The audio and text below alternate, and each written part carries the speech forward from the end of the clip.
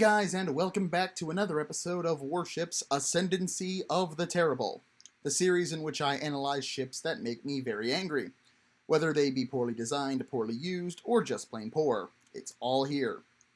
Last episode we looked at a purpose-built ship used for completely the wrong purpose by people who didn't seem to have much of a choice in the matter, or they didn't know any better, and I concluded that the Adi-Gil was not in fact a bad design, but it was used by idiots.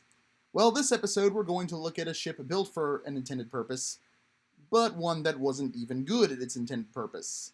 Not to mention, you could make the argument that it was obsolete on launch. That's right, boys and girls, here is that wonderful foray into the world of dreadnought battleships by, of all the people to screw it up, the Germans. The Nassau-class battleship. The Nassau-class battleships were a group of 4, and I use this term very loosely when referring to these nightmares, dreadnought battleships built for the German high seas fleet. They displaced 18,575 long tons standard and 21,000 long tons fully loaded. They were 146.1 meters long, 479 foot 4 inches, with a beam of 26.9 meters, 88 foot 3 inches, and a draft of 8.76 meters, 28 feet 9 inches. They had 12 water tube boilers that made a total of 22,000 horsepower, powering 3 triple expansion steam engines driving 3 screws, pushing the ship to a speed of up to 20 knots, but with a design speed of 19 knots. The ships had a range of 8,300 nautical miles at 12 knots. It was crewed by 40 officers and 968 men. They were armed with 12 28cm, 11-inch L-45 guns in 6 twin turrets, 1 fore, 1 aft, and 2 on each wing, allowing an 8-gun broadside, and 6 guns in pretty much every other angle. The ship had a secondary battery of 12 15cm, 5.9-inch L-45 guns in casements, 6 to a side, and a tertiary battery of 16 88mm, 3.5-inch L-45 guns also in casements. 4 were mounted in sponsons forward of the main battery. 2 more were mounted on either side of the main battery. Another 4 were in the forward superstructure, and the others were in sponsons in the stern. 6 45cm, 17.7-inch torpedo tubes rounded out the armament. The ships had a main belt thickness of 30 centimeters, 11.8 inches, 28 centimeters or just over 11 inches of armor on the turrets, 16 centimeters, 6.3 inches on the battery, and an astonishing 40 centimeters on the conning tower. That's 15.7 inches. I'll get to why that is astonishing in a bit, but for now, they also had a torpedo bulkhead of 3 centimeters or 1.2 inches. The class consisted of 4 ships: Nassau, Rhineland, Posen, and Westfalen. All 4 were laid down in mid-1907 and were completed by late 1910. It's common to think that these ships were a response to the revolutionary HMS Dreadnought, but in fact the design dates back to 1903, and boy does it show. In fact, these ships were a response to the pre-Dreadnought Lord Nelson class, and even then I'm not really sure that these ships are in fact superior. Let's go into some of the issues right now, as a lot of them are more design-related than they are history-related. But we'll get to that in a minute. So, broad question, what is wrong with these ships? Oh, okay, that's easy enough. Everything. Oh, you wanted more? Okay, let's list them out in no particular order. Triple expansion engines that give them a slower top speed than their contemporaries, along with not being able to maintain said speed. Inefficient main armament layout that makes them top-heavy, inadequate main guns that are smaller in caliber to their contemporaries and are required to be loaded in an almost flat trajectory, making them slow to fire and inaccurate. The aforementioned slower top speed, which means it cannot dictate range, force engagements it can win, or retreat from engagements it can't. The intermediate secondary battery and smaller tertiary battery means that they aren't true dreadnoughts, and as a result of all of these things, they are obsolete on launch. Okay, technically they're not obsolete on launch, but I would take any of the other first-generation dreadnoughts over this one in a heartbeat. Let's go through these complaints real quick before we get into the history and, of course, my opinion, although my opinion might be obvious by now. This is probably going to be a long one, so grab something to snack on and a stiff drink. Trust me, folks, you're going to need a nice Irish whiskey when looking at this German dog. Alright, the first issue that I brought up was the vertical triple expansion engines. And before anyone tells me USS Texas in the comments section, putting those engines on a New York-class battleship at that time, worse idea than putting them on this ship at this time. But why is that? Well, these engines, for their time, were excellent, but it should be noted that their time was about 1895, not 1910. at least as far as battleships are concerned. The triple expansion engine had been powering the previous generation of warships since the Victoria-class ironclads of the 1890s. But by 1906, in the commissioning of HMS Dreadnought, there was a new engine on the block, the steam turbine. These turbines not only pushed HMS Dreadnought past the speed of all its contemporaries, save maybe the Kawachi class in the Imperial Japanese Navy, but also allowed the Dreadnought to maintain said speed for longer periods of time. Now I can hear all of you right now. Well, Patton, the triple expansion engine isn't as bad as all that, is it? I mean, it powered the Olympic-class liner and the South Carolina-class battleships at this time, as well as the New York-class, and the Germans didn't have a turbine engine, so it's not such a big deal, right? Well, let's examine those arguments in reverse order. Firstly, it's true the Germans didn't have a reliable source of domestically produced turbine engines, but unless the Germans were expecting a war right then and there with literally everyone who produced said turbines, there's no reason not to import them. Well, what if the Germans didn't want a foreign engine to power their newest battleships? Well, I would respond to that with that's the stupidest reason ever not to put a superior technology on the ship if you are at all capable economically, physically, technologically, or tactically and strategically. And even if this was a valid reason, and it isn't, just look at the Rolls-Royce powered P-51 Mustang. And it's not like the Germans were never going to develop turbines. And it should be noted that if this were any other ship, I would not be suggesting what I'm about to suggest, but these need all the help they can get. It is possible to refit ships with new engines. It's difficult and expensive, but possible. Or if you couldn't justify the cost of that, spend that money that you would have spent on the refitting the Nassaus on building newer and more modern ships. Second argument, or I guess the first one, either way. Most contemporary battleships, including the American South Carolina, use triple expansion engines, which is true. But most contemporary battleships were either already built, and thus were made immediately obsolete as a result of the Dreadnought, so their engine was the least of their worries surrounding them. And as far as ships like South Carolina or Minas Gerais using triple expansion engines are concerned, I, and probably the navies that ordered them and operated them, probably also realized how much of a weakness this was on these ships as well. Not to mention the fact that the Germans were building ships to actively compete against their most likely enemy, the British, who were using turbine engines. The South Carolinas were not as likely to be fighting the entirety of the Royal Navy at the time. In fact, the U.S. Navy was barely more than a coastal defense navy at the time, using the South Carolina as an argument there. And I've already addressed the New York class and how good an idea that was. So that means that the Nassaus, which are now going to be directly competing with the Royal Navy, who are using turbine engines, are going to be slower, less capable of maintaining their slower top speed, unable to dictate range, unable to force engagements, and unable to retreat from engagements. Right. Now for the argument that the Olympic class used these engines up to 1912, or actually into and past 1912. Well, they had their reasons. Firstly, turbine engines were still expensive and harder to come by, especially for a company that wasn't building ships for the Royal Navy. Not to mention that Cunard ships used turbines at around the same time period, and since White Star wasn't trying to take on the Blue Riband, and was instead trying to maximize comfort and still make the ship profitable, there was no good reason to put a more expensive technology on the ship. However, the Nassaus were battleships meant to go up against the British dreadnoughts of their period, so things like HMS Dreadnought, the Bellerophons, and the Invincible-class battlecruisers. And in this case, the vertical triple expansion engine is going to be a large hindrance, and it's a hindrance that will only get worse as the ships age and new turbine-powered warships are introduced. Next up, let's look at the inefficient layout of the main armaments in the matter of the guns themselves, and let's do this with a good old-fashioned comparison. Alright, who should we compare it to? Well, let's look at its dreadnought contemporaries. That would be the Kawachi, HMS Dreadnought herself, the Bellerophons, the Invincible-class battlecruisers, the South American Minas Gerais, the South Carolina class, let's add its battlecruiser counterpart, SMS Von der Tann, and why not throw in the Lord Nelsons with this comparison, because it'll give us a pre-dreadnought to compare it to, and it's what the Nassaus were designed to counter in the first place. Nassau has 6 11-inch gun turrets arranged in a hexagonal layout.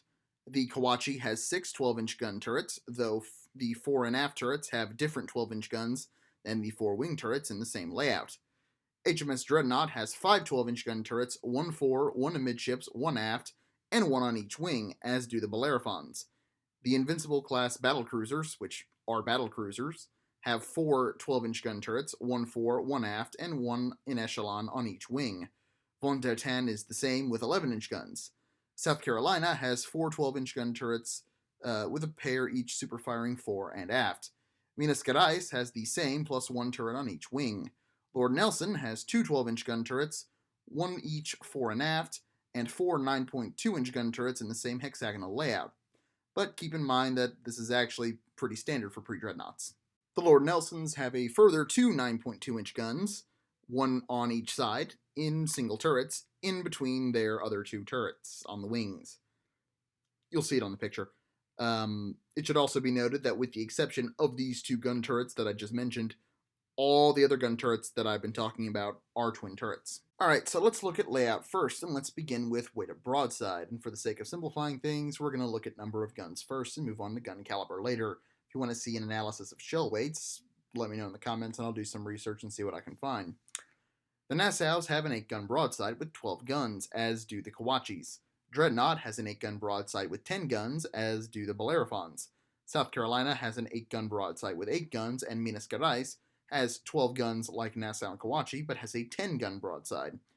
Invincible and Fontaine have a 6-gun broadside with 8 guns, and the Lord Nelsons have a 4-gun main battery broadside and a 5-gun secondary battery broadside.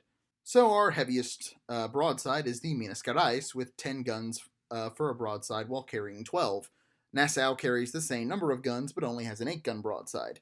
Meanwhile, Dreadnought has the same firepower minus the weight and space of the 6th turret, and the South Caroliners are even better, with all centerline turrets, which gives them an 8-gun broadside while dropping the weight and space of 2 turrets, thus giving it a much better hull shape.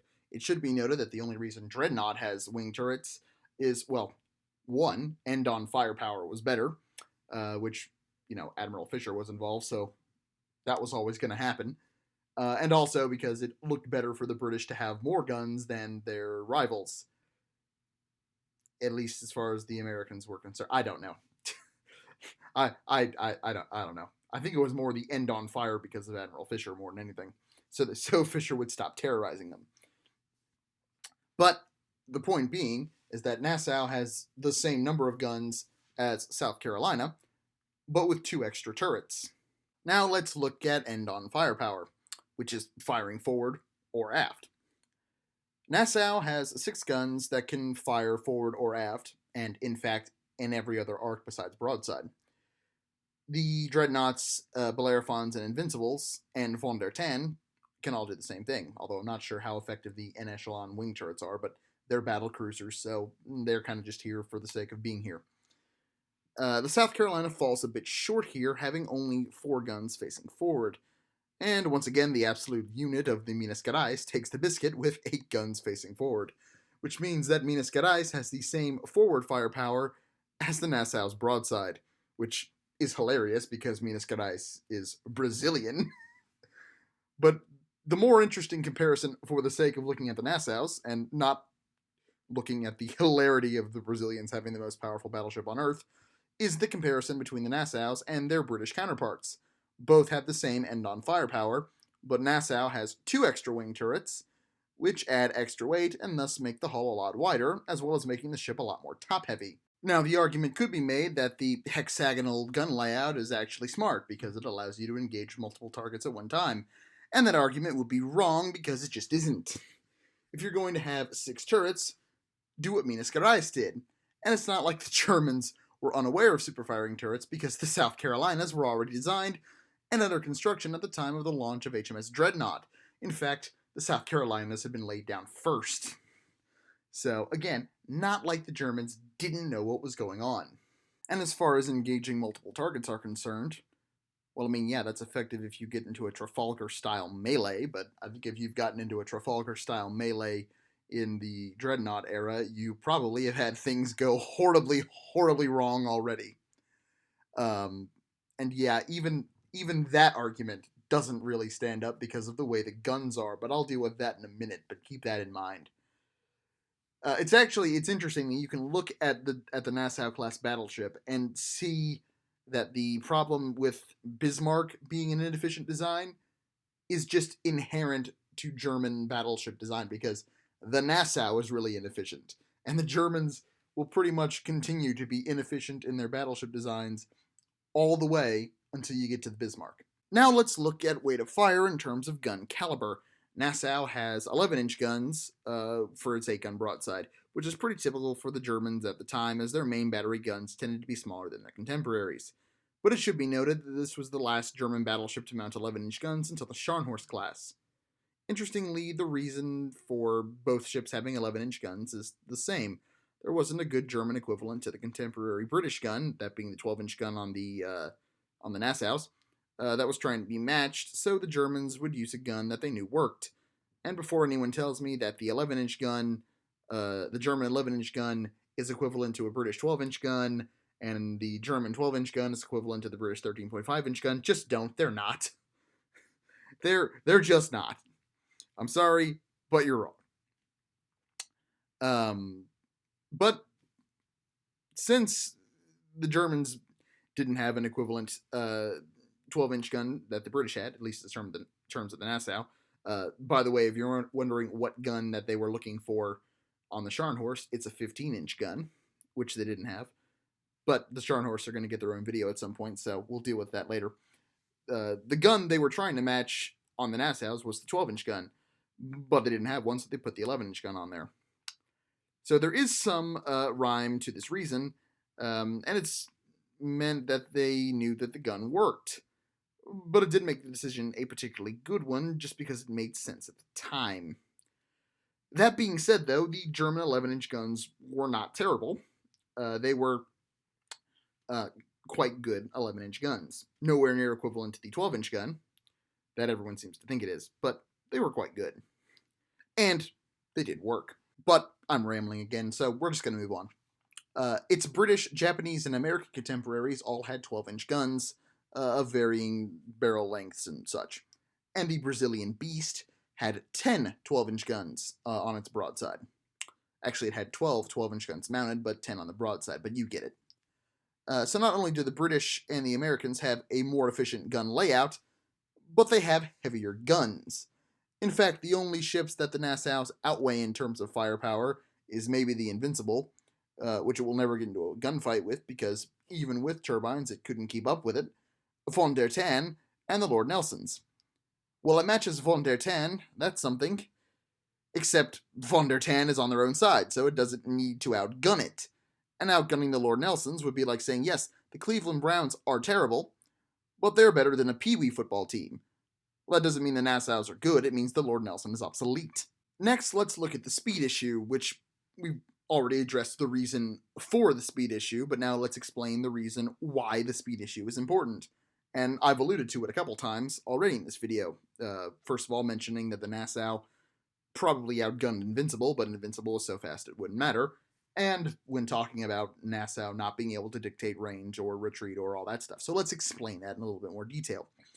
If a ship has a speed advantage over another, then the faster ship can decide when and if it wants to engage, where to engage, how to engage, and it can dictate the range and duration of the engagement.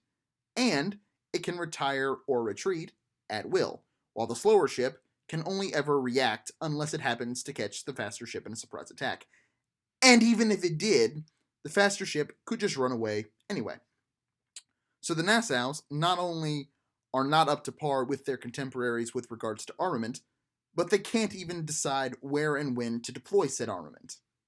Next up on our list of issues is the problem of accuracy. Now, naval accuracy at the time of these ships were constructed was done almost entirely by eyesight. And it's a very long and drawn-out process and very complicated and very detailed, and I'm not going to get into it for two reasons. One, because it involves trigonometry, which I hate. And secondly, because Drakenfell has already done a video recently about it. So if you're interested in more detail, go check his video out. Again, I don't know him, but I know his channel is excellent, so I'm happy to advertise, give him free advertising for it. Anyway, aside from that, for the sake of simplicity, basically, to hit a warship with another warship is trial and error. It is highly unlikely you're going to hit a ship with your first salvo. Even more so in the pre-World War I era, where rangefinders, if they were deployed at all, were very rare and were much more crude. Now, this particular facet of naval combat actually reveals two problems with the Nassau, but let's begin with the issue of the turret design. The guns on the Nassaus couldn't really be reloaded unless they were trained at a flat trajectory. That is to say, when you fire the guns, they then must be lowered away from the trajectory they were on to reload them, and then cranked back up again to fire again. Now, this isn't such an issue, is it? Well, no, as long as you don't mind starting from scratch every time you fire your guns. That is to say that the issue with your first salvo is going to be present throughout the duration of the engagement, which in essence means that every salvo is your first salvo. Well, Patton, no problem. We'll just shoot one turret at a time till we get the range. Okay. Couple issues with that. Firstly, in World War II, when naval gunnery was much better, the average hit to shots fired ratio was, I believe, 1 hit in an 8-gun salvo. Correct me if I'm wrong in the comments. That means for an 8-gun salvo, which coincidentally is the exact broadside of the Nassau, there will be 1 hit scored, assuming that A, you have the range of the target, and B, the target isn't maneuvering. Well, that means that even in the best conditions, you have a 1 in 8 chance of hitting the target at battle range. Now take your guns firing down to 2. That means, if we divide the 0.125 chance for 8 guns by 4, for the 4 turrets, separating the firepower into 4 twin turrets, you would have a 0.03125% chance of hitting the target, if my math is correct. Which someone check, because it might not be. I mean, it's me doing math. But yeah, not particularly high. And again, that's assuming you have the range. If you don't have the range, firing 2 shells is not particularly helpful. It doesn't give you that many data points. So you're not going to be able to find the range as quickly as if you were firing full salvos, or even half salvos for that matter. Second problem, you only have 4 quarter salvos to get the range before you have to start from scratch anyway. And even if you find it on your first salvo, which is incredibly unlikely, you have at most 6 more shots before you have to start over again anyway. So no matter what you do, you're going to have to start over from scratch anyway. Or you could try to turn to bring your other guns into play, your other 2 turrets. But if you do this, your ship's going to be in a different place, so the range is going to be different, and, you guessed it, you have to start over. These other issues feed into my biggest problem with these ships, which is that they really aren't true dreadnoughts. You see, the reason HMS Dreadnought was so revolutionary was because of its all-big gun layout. The main advantage of this was that it eliminated the issues that plagued the pre-dreadnoughts, that being that it was hard to determine the fall of shot for various guns. Let's use the Lord Nelsons to explain my point. The Lord Nelsons have the main armament of 4 12-inch guns, and their secondary armament of 10 9.2-inch guns, but they're both meant to be used against enemy battleships. Now, in the pre-dreadnought era, this made sense because the various navies foresaw naval battles taking place at close range, but the Battle of Tsushima proved that ranges were longer than initially thought. This is one factor. Another factor is, despite having 2 anti-capital ship weapons, the 2 guns are not the same thing. Each has different ballistics, which causes an issue with the visual trial and error nature of naval gunnery. You see, at battle range, the splash of a 12-inch gun shell looks a lot like a 9.2-inch gun shell. Now consider this. To accurately adjust a gun on target visually, you have to know a few things. The range, the size of the ship approximately, the approximate speed, if it's turning or not, and crucially for this discussion, where your shots are falling in relation to the target. Now, since both guns have different ballistics, they're going to need different adjustments relative to the target, but because the splashes look similar, it was not only possible, but probable, that a spotter wouldn't be able to tell one round from the other, and therefore would, say, adjust the main 12-inch guns based on the splash of a 9.2-inch shell, which will only make the 12-inch gun less accurate. HMS Dreadnought solved this by having a separate main battery for anti-capital ship work and a much smaller secondary battery for closer battles or for anti-torpedo boat work, instead of having a long-range main battery, an intermediate secondary, and a short-range tertiary, and perhaps more if you were unlucky enough to be French. This meant that the Dreadnought not only had a more powerful main battery, but a more accurate one. Nassau is okay in the anti-capital ship department, which I guess technically means true Dreadnought. Argue amongst yourselves in the comments. I dither back and forth whether I call it a true Dreadnought or not. But its anti-capital ship armament is fine. Its main 11-inch battery is really its only effective, and I use the term effective very loosely, anti-capital ship armament. The problem arises in its anti-torpedo boat armament. Now, the 5.9-inch guns are fine. The only issue there is the casement mounts, but all the battleships of the era had issues with their casements flooding out in anything other than a flat calm. So no problem there. That isn't in the DNA of the battleships of the era. The issue is the 88mm guns. Now, I don't know if the ballistics and fall of shot are an issue, but they're completely extraneous. The 5.9-inch guns are likely adequate for all the threats at the time that the ship was designed, and in actuality were probably sufficient for the ship's entire service career. But that isn't its only issue. You see, all these things, extra turrets, extraneous armaments, and bigger and less efficient engines, and more hull space to hold all of this, meant that the ships had a pretty substantial supply problem. The ships had to carry more ammo for less shots, more types of ammo over a larger series of magazines that all had to be armored. Now, like I said, I dither back and forth on whether or not these ships are really, really bad dreadnoughts or really, really good pre-dreadnoughts. But because of all these issues, I am able to put forth the notion that the Nassaus aren't in fact dreadnought battleships. Because if they are clearly the least advanced ones. But I'll also put forward that means that they're the most advanced pre-dreadnoughts of the era. Although this isn't much of a compliment, as that would also make them obsolete on launch. But you can argue back and forth, and I very often do. But just the fact that you could argue back and forth means that they've done it wrong. And if that whole spiel doesn't qualify them for this list, their service careers will. However, let's get back into the history of the design before tackling the insanity that is their service life. Work began on the class as far back as 1903, according to the suggestions from Kaiser Wilhelm II, who is second only to German leaders on the crazy scale to one Adolf Hitler about 30 years later. The Kaiser, in his infinite wisdom, actually had a decent idea at the time, and argued that the Navy should build only large armor cruisers, and suggested a ship of about 13,100 tons, displacement to be armed with 4 11-inch guns and 8 8.3-inch guns, with a speed of 18 knots. Designs were drawn up under the names 5A, 5B, and 6. The first two mounted 8 8.26-inch guns in 4 single turrets and 4 casemates in 5A, and 4 twin-gun turrets in 5B. In 6, the design carried 10 guns in 4 casemates and the remaining 6 in a central battery. The Navy liked 5B because it had better firing arcs, but they forwarded Design 6 for further consideration. Probably because this guy liked it. However, after evaluating the design, it was discovered that they offered no significant improvements on the older Deutschland class. The Kaiser, however, not being willing to leave well enough alone and let the Navy do the job of building the warships, a problem that plagued the German Navy for a long time, well, most navies for a long time for that matter, requested a 14,000-ton ship with 9.4-inch gun secondaries. The Kaiserliche Werft in Kiel, pardon my German, submitted several proposals. 6B through D was a variant of the previous 6, and 10A and 10B featured larger guns.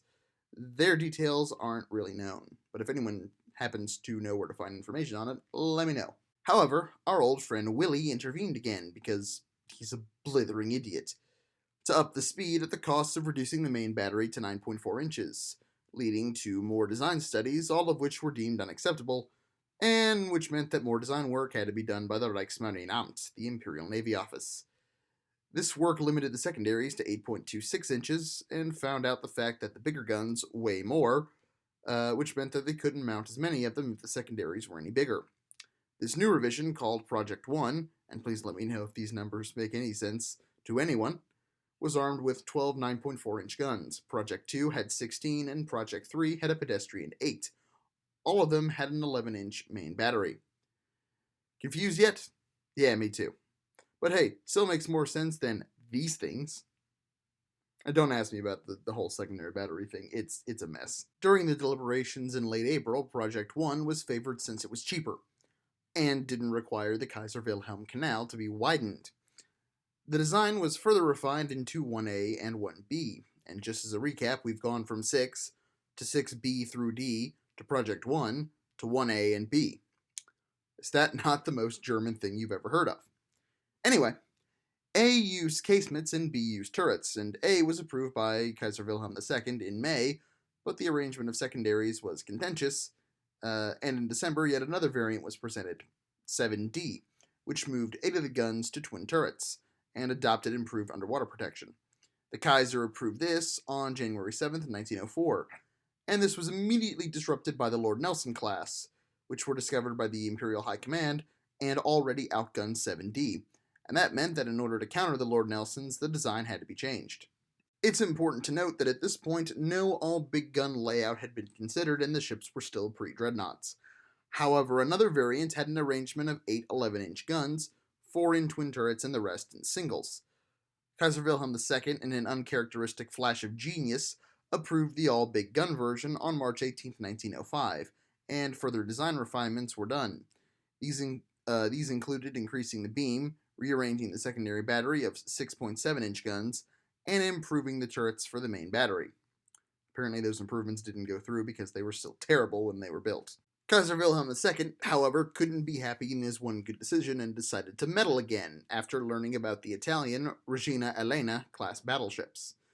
These ships were capable of 22 knots, and he pressed the Navy to build a similar vessel, along the same lines as the ship he suggested in 1903, bringing us back around full circle, because of course he did.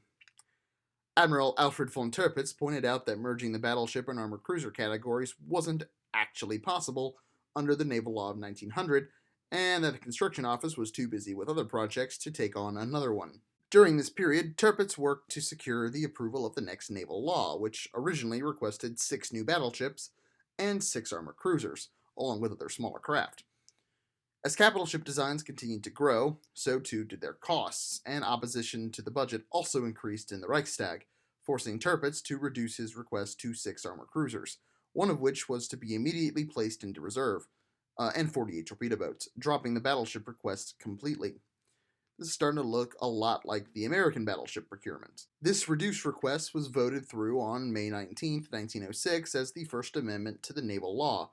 A week after the amendment passed, funds for 2 18,000-ton battleships and a 15,000-ton armored cruiser were allocated to the Navy, along with funds to widen the Kaiser Wilhelm Canal and enlarge dock facilities. The design staff continued to refine the ship, and by September 1905, several variants have been proposed, including F, which replaced the 4 single turrets with equal numbers of twin turrets. The 6.7-inch guns were replaced with 5.9-inch guns because of their faster rate of fire. Improved underwater protection was added, and the result was the finalized G variant approved on October 4th. The magazines and boilers were rearranged, which resulted in the G2, and an attempt to move the turrets to the broadside resulted in the G3. No, not that one. G2 was chosen for more refinements and became G7 and G7B, which the Kaiser approved on March 3, 1906. The original 3 funnels was cut down to 2, a new bow was incorporated, and the final G7D was approved by the Kaiser on April 14th. Construction was authorized on May 31st. Another ship was ordered shortly afterwards, and 2 more in 1907. However, by the time they were approved, the world of battleships had changed completely. The ships as completed had a width ratio of 5.45, contributing to their stubby appearance.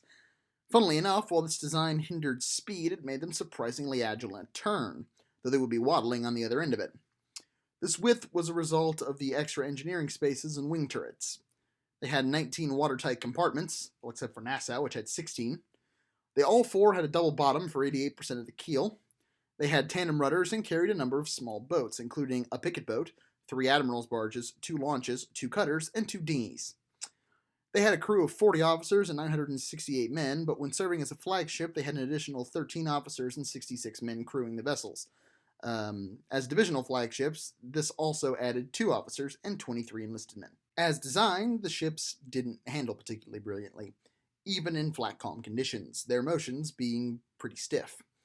They also suffered severe rolling due to the weight of their idiotic wing turrets. Kind of a precursor to the problem Der Flinger had, but for different reasons. These turrets should have made the ships very stable, giving them a large metacentric height. which I would explain, but I have no idea what it means. Anyway, the roll coincided with the waves of the North Sea and only added yet another problem to accuracy for the ships, as if they needed any more problems with their accuracy. As stated earlier, they were very good in a turn, having a very small turning radius, but they suffered a fair bit of speed loss as a result, especially in heavy seas. But considering how slow they were to begin with, the speed loss wasn't particularly critical. Roll keels had been fitted to improve handling, and they caused some of the speed loss when they were at a hard rudder. Bilge keels were later added to deal with the rolling problem. So who should we blame the lack of turbines on? Well, two people actually. Firstly is von Tirpitz, and the other is the Navy's construction department. In 1905, the latter stated that, quote, "The use of turbines in heavy warships does not recommend itself." Unsurprisingly, this decision was based purely on cost. At the time, Parsons had a monopoly on turbine engines. Parsons is a British company, and required a £1 million royalty fee for every turbine. And the Germans didn't have production of turbines on a large scale until 1910. So the Nassaus were built with the aforementioned and ridiculed vertical triple expansion engines, which I should note were actually very good engines, but they were just hopelessly obsolete by the time World War I rolled around. Each one had its own engine room, and each drove a 3-bladed screw that was about 5 meters, 16 feet, in diameter. Steam was provided from 12 coal-fired Thornycroft water tube boilers, divided into 3 boiler rooms. The wing turrets actually did serve to separate the machinery, which did increase survivability, at least in one way. The ship could hit all the way up to 20.2 knots, which is better, but still slower than Dreadnought, although how much of a tactical advantage 1 knot is, debatable, but still. 8 turbo generators supplied electricity. The ships had a normal capacity of 930 tons of coal. This is long tons, by the way, which is basically what I mark everything as at the moment. Though if that changes, I'll let you know. Though at full load, they carried about 2,700. They had a range of about 9,400 nautical miles. In 1915, they were fitted with an oil spray to improve combustion rates. The large amounts of space that the engines took up, which wouldn't have been an issue with turbines, meant that the space had to be diverted away from magazines, and therefore without sufficient magazines, the superfiring turrets that would have helped make the ships a more efficient design weren't able to be fit. The hexagonal layout was thought to give a good reserve of heavy guns, but they forgot to factor in the fact that by the time you turned to bring them to bear, your other guns were probably already reloaded, especially considering the speed and turning characteristics of the Nassau. The guns were mounted in DRH LC/1906 turrets on the wings and on the centerline on Nassau and Westfalen. Posen and Rhineland carried their centerline guns in DRH LC/1907 turrets. These turrets and guns were designed specifically for the German dreadnoughts. They allowed up to 20 degrees of elevation, and as low as 8 degrees on the 1907, 6 on the 1906. The guns fired a 666-pound projectile, which doesn't help their luck any, with a 52.9-pound for propellant, and a 165.3 pound main charge. And yes, I only brought this up to mention the shell weight, by the way. Come on, it was. Would you? Aren't you so much happier that you know that's how much the shell weighs now? If that was any other number, I wouldn't have brought it up. But come on. The guns had a muzzle velocity of 855 meters a second, or 2,810 feet per second, and a max range of 20,500 meters, 67,300 feet. The 12 5.9-inch guns were mounted individually in casemates, 6 to a side at the main deck level. They had a rate of fire of 4 to 5 shots a minute. They could depress manually to a -7 degrees and elevate up to 20. With a range of about 13,500 meters, 44,400 feet, and a muzzle velocity of about 735 meters a second, 2,410 feet per second. The 88mm guns fired a 22-pound projectile at 650 meters a second, 2,133 feet per second. They could be trained up to 25 degrees for a maximum range of 9,600 meters, 31,500 feet. After 1915, 2 of the 88s were removed and replaced with 2 88mm flak guns. The remaining were removed by 1917. These AA guns could elevate to 45 degrees for a range of 11,800 meters, 38,700 feet, and fired a 21.2-pound shell at 765 meters a second, 2,510 feet per second. The Nassaus also had 6 17.7-inch submerged torpedo tubes, one in the bow, one in the stern, and 2 each on the broadsides. These torpedoes had a range of 6,300 meters, 20,700 feet, with a speed of 26.5 knots. They carried a 270-pound warhead. The forward tube could be trained 30 degrees to either side, and the broadside tubes could train 30 degrees forward and 60 degrees aft. The Nassaus were protected by Krupp steel. Well, at least we have one thing going for us. And its armor was divided into 3 sections, bow, stern, and citadel, which held all the magazines and as a result must have been massive. The citadel was made up of the armored deck and the belt armor. The extensive armor was a result of the lessons learned at the Battle of Tsushima and other battles during the Russo-Japanese War. Consideration was given to armor in areas that might be struck by naval mines below the waterline, which was a result of the damage done to the Kaiser Friedrich III in 1901, when it struck an uncharted rock. The main section of belt armor was 29 centimeters, 11.5 inches thick, and was 1.2 meters, 4 feet high, increasing to 30 centimeters, 11.8 inches, abreast of the engine rooms, and tapering to 17 centimeters, 6.7 inches, on the bottom edge that was 1.6 meters, 5.25 feet below the waterline. It thinned at the top edge to 16 centimeters, 6.3 inches, at the upper deck level. Toward the bow, it reduced to 14 centimeters, 5.5 inches, and then to 10 centimeters, 4 inches. After the citadel, the belt reduced to 13 centimeters, 5 inches, to 9 centimeters, 3.5 inches. A torpedo bulkhead was behind the main belt that was 3 centimeters, 1.2 inches thick. The wing turrets made it difficult to fit said bulkheads. The casements were protected by 16 centimeters of armor, and this was capped by a 2 centimeter bulkhead on either side. The main armor deck was 3.8 centimeters, 1.5 inches, thick in the citadel, and the sides sloped down to connect to the bottom edge of the belt. Slope portions increased in thickness to 5.8 centimeters, 2.3 inches, and the resulting compartment was used as a coal bunker, which was also used as additional armor when full of coal. The same can be said for the gaps where the torpedo bulkheads were. The deck thickened to 5.6 centimeters, 2.2 inches at the bow and the stern, and was 8.1 centimeters, 3.2 inches, over the steering compartment. The forecastle deck was 2.5 to 3 centimeters, 1 to 1.2 inches, over the secondary battery, and 2 to 3 centimeters above the torpedo bulkhead. The forward conning tower's roof was 3.1 inches thick, sides were 11.8. The smaller gunnery control tower had a curved face that was 15.7 inches thick. The main battery turrets had an 11-inch thick face, 8.7 inch on the sides, and 10.25 inches on the rear. The roof had a 3.5-inch sloped front section and a 2.4-inch flat plate. The casement guns had a 3.15-inch thick gun shield, and each gun was divided by a roughly 3/4-inch transverse screen to prevent multiple guns from being damaged in one hit. Now, some of this is strange because the conning tower, which was mentioned above, is one of the least used stations on most battleships. That probably is going to be its own video on why, but it just is. They also had anti-torpedo nets until 1916. So this has gone on long enough for the first part, so next time we're going to go through each ship's service career. So stay tuned for that, and I'll see you all in the next one. Bye.